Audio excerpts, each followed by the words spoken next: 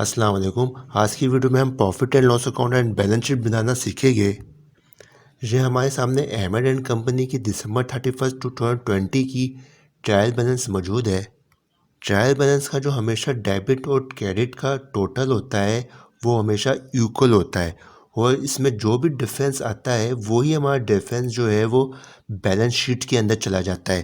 دیکھیے ابھی balance sheet کے اندر تو ہمارا ایسٹس کا ٹوٹل اور لائبلٹیز اور ایکوٹی کا ٹوٹل بالکل سیم آ رہا ہے. فار ایگزامپل ہم یہاں سے پرچیز کی اماؤنٹ ڈیلیٹ کر دیتے ہیں 24,000 روپیز، یہی ڈفرینس جو ہے ہمارے ٹرائل بیلنس میں آ جائے گا، اور بیلنس شیٹ میں بھی ہمارے پاس یہی بیلنس آ جائے گا. یہ میں نے فارمولاز کے تھرو سب شیٹس کو آپس میں لنک دیا ہوا ہے. فی الحال کنٹرول زیڈ سے میں انڈو کر دیتا ہوں.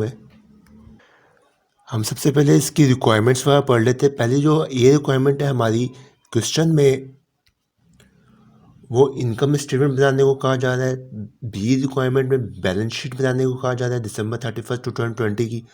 سی ریکوائرمنٹ میں ہمارے پاس کلوزنگ انٹریز بنانے کو کہا جا رہا ہے جنرل میں. ڈی ریکوائرمنٹ میں ہمیں ایکسپینس اینڈ ریونیو سمری کے اکاؤنٹس کو بنانے کو کہا جا رہا ہے جنرل میں، اور جتنے بھی یہ ایکسپینس اینڈ ریونیو کے اکاؤنٹس ہیں ان کو کلوز کرنے کو کہا جا رہا ہے. سب سے پہلے فرسٹ ریکوائرمنٹ پوری کرتے ہیں پروفٹ اینڈ لاس اکاؤنٹ کی. انکم اسٹیٹمنٹ بنانے کے لیے سب سے پہلے ہم احمد اینڈ کمپنی کا نام آ جائے گا سب سے اوپر کمپنی کا، پھر انکم اسٹیٹمنٹ لکھ دیں گے فار دا پیریڈ اینڈڈ آن دسمبر 31 2020. سب سے پہلے یہاں پہ ہم سیلز دے دیں گے 68,000 روپیز کی، جو کہ کوشچن میں یہاں پہ گیون ہے کریڈٹ سائڈ پہ، یہاں پہ 68,000 روپیز کے حساب سے. ہم اپنے سیلز میں سے سیلز ریٹرن اینڈ الاؤنس کو لیس کر دیں گے. اگر سیلز ڈسکاؤنٹ بھی سوال میں دی ہوئی ہے تو اس کو بھی ہم لے لیتے ہیں. یہاں پہ 500 روپیز لی ہوئی ہے. جب ہم اپنی سیلز ریٹرنس لیس کر دیں گے سیلز میں سے تو ہمارے پاس نیٹ سیلز آ جائے گی 67,500. پھر اس کے بعد ہم لیس کریں گے cost of good sold. Cost of good sold بنانے کے لیے سب سے پہلے مرچنڈائز انوینٹری اوپننگ لیتے. مرچنڈائز انوینٹری آ جائے یا اوپننگ اسٹاک کا ورڈ آ جائے بات ایک ہی ہوتی ہے. کوشچن میں جو مرچنڈائز انوینٹری اوپننگ لی ہوئی ہے وہ 8,000 روپیز کی لی ہوئی ہے. پھر ہم اس میں کر دیتے پرچیز کو ایڈ، جو کہ 24,000 روپیز کی لی ہوئی ہے. اس کے علاوہ کیریج انورڈ بھی 500 روپیز لیا ہوا ہے. دیکھیں پروفٹ اینڈ لاس اکاؤنٹ کی شیٹ میں جا کے ہم نے پرچیزز اور کیریج انورڈ کو یہاں ایڈ کر دیا تو 24,500 آ گیا ہے. اس میں سے ہم لیس کریں گے پرچیز ڈسکاؤنٹ، جو کہ کوشچن میں 1,000 روپیز کی لی ہوئی ہے. یہاں پہ دیکھیں کریڈٹ سائڈ کی طرف. اگر یہاں پہ پرچیز ریٹرن کا بھی ہیڈ آف اکاؤنٹ ہوتا تو اس کو بھی ہم یہاں پہ لے لیتے. فی الحال یہاں پہ پرچیز ریٹرن نہیں ہے سوال میں، صرف ہم پرچیز ڈسکاؤنٹ کے لے لیں گے 1,000 روپیز. جب ہم 24,500 میں سے 1,000 روپیز کو لیس کر دیں گے 23,500 آ جائے گا. پھر ہم اس میں سے اپنے اوپننگ اسٹاک کو ایڈ کر دیں گے ان دونوں اماؤنٹ کو، تو ہمارے پاس مرچنڈائز اویلیبل فور سیل آ جائے گی 31,500 روپیز کی، جس کو ہم گڈس اویلیبل فور سیل بھی کہتے ہیں. پھر ہم لیس کر دیں گے مرچنڈائز انوینٹری دسمبر 31 کلوزنگ مرچنڈائز انوینٹری کہلاتی ہے ہماری. یہ ہمارے کوشچن میں یہاں پہ سپلیمنٹری ڈیٹا جو دیا ہوا ہے اس کے سب سے جو لاسٹ پوائنٹ ہے 7th، یہاں پہ 10,000 روپیز یہ مرچنڈائز انوینٹری اینڈنگ لی ہوئی ہے یہاں پہ انہوں نے. یہ ہم پروفٹ اینڈ لاس اکاؤنٹ میں لے لیں گے. جب ہم یہاں پہ مرچنڈائز انوینٹری اینڈنگ کو کلوز کریں گے اپنے 31,500 میں سے، تو یہ آ جائے گا ہمارا کاسٹ آف گڈ سولڈ، جو کہ 21,500 روپیز ہے. اب ہم اس کاسٹ آف گڈ سولڈ کو جب اپنے گراس پروفٹ سے لیس کریں گے تو یہ ہمارا آ جائے گا گراس پروفٹ. اب یہاں پہ دیکھیے ہماری جو نیٹ سیل تھی وہ 67,500 کی تھی، اور ہماری جو کاسٹ آ رہی ہے یعنی پرچیزنگ کاسٹ جو آ رہی ہے وہ اماؤنٹ کم ہے 21,500. इस वजह से ग्रॉस प्रॉफिट आया है 46,000 रुपीज़ का। अगर हम यहाँ पे परचेज़ की अमाउंट या मर्चेंडाइज इन्वेंट्री ओपनिंग की अमाउंट बढ़ा देते हैं अपने क्वेश्चन में, अगर मैं यहाँ पे परचेज़ की अमाउंट कर दूँ 80,000 रुपीज़ और फिर अपने profit and loss account and income statement में देखता हूँ, देखिए 10,000 रुपीज़ का यहाँ पे मुझे ग्रॉस लॉस आ गया। अब यहाँ पे अमाउंट जो है माइनस में आ गई है, तो ग्रॉस लॉस हो गया है मुझे यहाँ पे। पहले जो कॉस्ट थी वो कम आ रही थी, अब कॉस्ट बढ़ गई है हमारी सेल्स से, तो हमारे यहाँ पे ग्रॉस लॉस आ गया है। फिलहाल मैं कंट्रोल जेड से अंडू कर देता हूँ। मैं दोबारा मैं प्रॉफिट एंड लॉस अकाउंट की शीट पे जाता हूँ, यानी कि इनकम स्टेटमेंट, दोनों के एक ही मायने होते हैं। अब हम इसमें से लेस करेंगे ऑपरेटिंग एक्सपेंसेस को। देखिए यहाँ पे एडवर्टाइजिंग एक्सपेंस और मिसलेनियस एक्सपेंस जो है 2500 और 1500, ये तो क्वेश्चन में गिवन है दोनों। यहाँ पे ये देखिए, यहाँ पे ट्रायल बैलेंस में यहाँ पे दोनों अमाउंट्स मौजूद है, यहाँ से मेरी अमाउंट आ जाएगी। इसके बाद ऑफिस सप्लाइज एक्सपेंस जो है यहाँ पे 2000 है ट्रायल बैलेंस में, और नीचे जो ऑफिस सप्लाइज जो दी हुई है वो 400 रुपीज़ दी हुई है।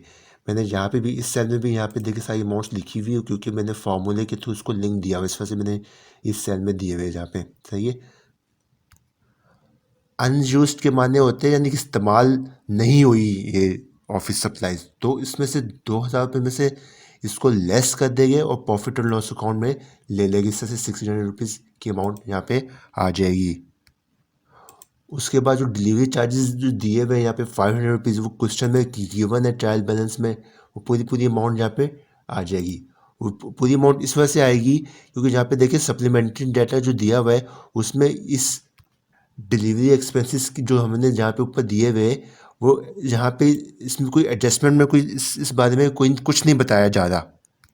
इस वजह से जो ट्रायल बैलेंस में अमाउंट ली हुई बस वही ले लेंगे हम प्रॉफिट एंड लॉस अकाउंट में। अब यहाँ पे देखिए सेलिंग एक्सपेंस जो है 23,000 रुपीज़, वो किस तरह से आई है। हमारे जो जहाँ पे ट्रायल बैलेंस में 18,000 रुपीज़ की अमाउंट ली हुई है, और नीचे जो सेल्स आउटस्टैंडिंग की अमाउंट आ रही है वो 5,000 की आ रही है। वर्ड आउटस्टैंडिंग का आ जाए, अनपेड का आ जाए, वो पेबल का आ जाए, तीनों के मायने एक ही के होते हैं, जिसके उर्दू में मायने निकलते अदा करना है, अभी लायबिलिटी है। तो हम इन दोनों अमाउंट्स को प्लस करके अपने प्रॉफिट एंड लॉस अकाउंट में ले लेंगे। 23,000 सेल एक्सपेंस आएगी। उसके बाद शॉप रेंट जो है वो देखिए क्वेश्चन में ऊपर टॉप में यहाँ पे प्रीपेड शॉप रेंट 5,000 रुपीज़, और नीचे जो ऑफिस रेंट की अमाउंट जो दी हुई है सप्लीमेंट्री डाटा में वो 1,000 रुपीज़ की दी हुई है। प्रीपेड के मायने होते हैं एडवांस में अदा करने के, वो ये हमारा करंट एसेट कहलाता है। लेकिन नीचे ये कहा जा रहा है कि प्रीपेड ऑफिस रेंट जो था 5,000 नहीं था, वो 4,000 1,000 रुपये था, यानी बाकी की अमाउंट कहाँ गई, वो एक्सपेंस आउट हो गई। तो हम इसको 4,000 रुपीज़ को ले लेंगे। इस तरह से शॉप रेंट एक्सपेंस के नाम से प्रॉफिट एंड लॉस अकाउंट में हम इसको ले लेंगे 4,000 रुपीज़। इसके बाद जो क्वेश्चन में अलाउंस फॉर बैड डेट की अमाउंट दी हुई है ट्रायल बैलेंस में, वो डेबिट साइड की तरफ 500 रुपीज़ दी हुई है, और नीचे सप्लीमेंट्री डाटा में देखिए थर्ड पॉइंट जो है हमारा वो 500 रुपीज़ एस्टिमेटेड कहा गया था कि allowance for bad debt was estimated 500 rupees. इन दोनों अमाउंट्स को हम प्लस करके एक्सपेंस में ले लेंगे बैड डेट एक्सपेंस के नाम से 1,000 रुपीज़। उसके बाद डेप्रिसिएशन की अमाउंट भी इसी तरह से ले लेंगे। देखिए क्वेश्चन में ट्रायल बैलेंस में जो डेप्रिसिएशन की अमाउंट दी हुई है नीचे सप्लीमेंट्री डाटा में दी हुई है 5th नंबर पे 2,000 रुपीज़। तो हम इसको अलाउंस फॉर डेप्रिसिएशन की जो अमाउंट ली हुई है उसको डेप्रिसिएशन एक्सपेंस करके 2,000 रुपीज़ यहाँ पे प्रॉफिट लॉस अकाउंट में ले लेंगे। और जब हम इन तमाम एक्सपेंसेस को ऐड करेंगे तो हमारे सारे ऑपरेटिंग एक्सपेंसेस आ जाएंगे 36,100 रुपीज़ के। دیکھیے یہاں پہ جب آپریٹنگ ایکسپینسز جو ہے وہ 36,100 کے آ رہے ہیں اور جو ہمارا گراس پروفٹ ہے وہ زیادہ ہے، تو یہ ہمارا اس طرح سے نیٹ پروفٹ آ جائے گا 9,900 روپیز کا۔ اگر یہاں پہ آپریٹنگ ایکسپینسز زیادہ آ جاتے ہیں ہمارے گراس پروفٹ سے، تو یہاں پہ ہمارے پاس یہاں پہ نیٹ پروفٹ کی جگہ نیٹ لاس آ جاتا۔ چلے ہم اس کوشچن میں جو ہے ٹرائل بیلنس میں سیلز ایکسپینس کی اماؤنٹ انکریز کر کے دیکھتے ہیں۔ ٹرائل بیلنس میں جو سیلز ایکسپینس دیا ہوا ہے 18,000 روپیز لیا ہوا ہے، اس کو ہم کر دیتے ہیں 40,000 روپیز، اور پھر اپنے پروفٹ اینڈ لاس میں جا کے دیکھیں اب جو آپریٹنگ ایکسپینسز آ رہے ہیں وہ 58,100 کے آ رہے ہیں، یعنی کہ گراس پروفٹ سے زیادہ آ رہے، تو یہاں پہ ہمارے پاس نیٹ لاس آ گیا ہے 12,100 روپیز کا۔ کنٹرول زیڈ سے انڈو کر دیتا ہوں میں۔ اگر اس میں کوئی ادر انکم ہوتی ہے کوشچن میں تو وہ بھی ایڈ کر لیتے۔ کمیشن انکم جو ہوتی ہے ہماری وہ ادر انکم کہلاتی ہے، جو کہ یہاں پہ کوشچن میں گیون ہے 3,000 روپیز کے کریڈٹ سائڈ کی طرف۔ دیکھیں نیچے سپلیمنٹری ڈیٹا میں ہمارے پاس 6 نمبر پہ کمیشن ارنڈ کے نام سے 1,000 روپیز آ رہے ہیں۔ یہ کمیشن ارنڈ جو ہے وہ ہماری کرنٹ لائبلٹی کہلاتی ہے، اور کمیشن انکم جو ہے ہماری ادر انکم کہلاتی ہے۔ اس لیے اس 3,000 میں سے 1,000 روپیز کو ہم کر دیں گے لیس، اور اپنے پروفٹ اینڈ لاس اکاؤنٹ میں لے لیں گے 2,000 روپیز آ جائے گی یہاں پہ اماؤنٹ۔ اور یہ ادر انکم جو ہوتی ہے وہ ہمیشہ ایڈ ہوتی ہے ہمارے پروفٹ میں، نیٹ پروفٹ میں جب ہم ایڈ کر دیں گے یہ ہمارا آ جائے گا یہاں پہ ٹوٹل نیٹ پروفٹ 11,900 روپیز کا۔